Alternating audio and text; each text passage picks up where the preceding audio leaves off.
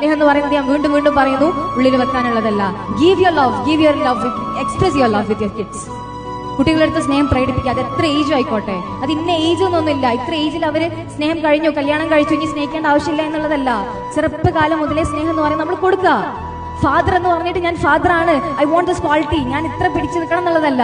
Father എന്ന് പറയുന്നത് അവരെ സ്നേഹിക്കുന്ന, അവരെ മനസ്സിലാക്കുന്ന ഒരു വാപ്പയായി മാറണം. ഒരു ഉമ്മ എന്ന് പറയുന്നത് അൽ ഉമ്മ മദ്രസത്ത് എന്ന് പറയാറുണ്ട്. ഒരു ഉമ്മ എന്ന് പറയുന്നത് ഒരു കുട്ടിയുടെ വിദ്യാലയമാണ്, സ്കൂളാണ് കുട്ടിയുടെ വിദ്യാലയം എന്ന് പറയുന്നത്. ഒരു ഉമ്മ എന്ന് പറയുന്നത് അത്രയും ഇമ്പോർട്ടൻസ് അതിൽ കൊടുക്കുന്നുണ്ട്. പ്രവാചകന്റെ അടുത്ത് ഒരു സ്വഹാബത്ത് വന്ന് ചോദിക്കുന്ന സമയത്ത് ആരെയാണ് ഏറ്റവും കൂടുതൽ സ്നേഹിക്കേണ്ടത്? First one it was mother, second one it was mother, third one it was mother, fourth one it was father. അത്രയും ഇമ്പോർട്ടൻസ് അവിടെ മദറിനും ഫാദറിനും കൊടുക്കുന്നുണ്ട്. അത് കിട്ടണമെന്നുണ്ടെങ്കിൽ ജസ്റ്റ് എക്സ്പ്രസ് യുവർ ലവ്. കുട്ടികളെടുത്ത് സ്നേഹം കൊടുക്കുക.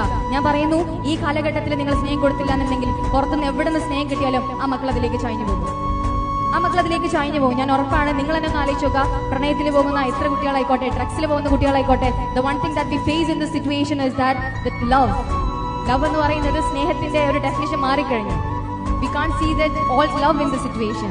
ഡ്രഗ്സ് ഇതിന്റെയൊക്കെ ഒരു ബാക്ക് ബോൺ എന്ന് പറയുന്നത് വീട്ടിൽ നിന്ന് കുറഞ്ഞിട്ടുള്ള സപ്പോർട്ടായിരിക്കും, വീട്ടിൽ നിന്ന് കുറഞ്ഞിട്ടുള്ള സ്നേഹമായിരിക്കും. ഞാൻ പറയുന്നു, നിങ്ങളുടെ വീടുകളിൽ പോയാൽ സ്നേഹിക്കാം, മക്കളെ കേൾക്കുക, മക്കളെ മനസ്സിലാക്കുക. Just express your love. എത്ര വെച്ചിട്ടാ നമ്മൾ ഈ സ്നേഹം കൊണ്ട് നടക്കുന്നത്? Just give your love, express your love. Childhood മുതൽ തന്നെ ആ സ്നേഹം കൊടുത്തുകൊണ്ട് വളരാം.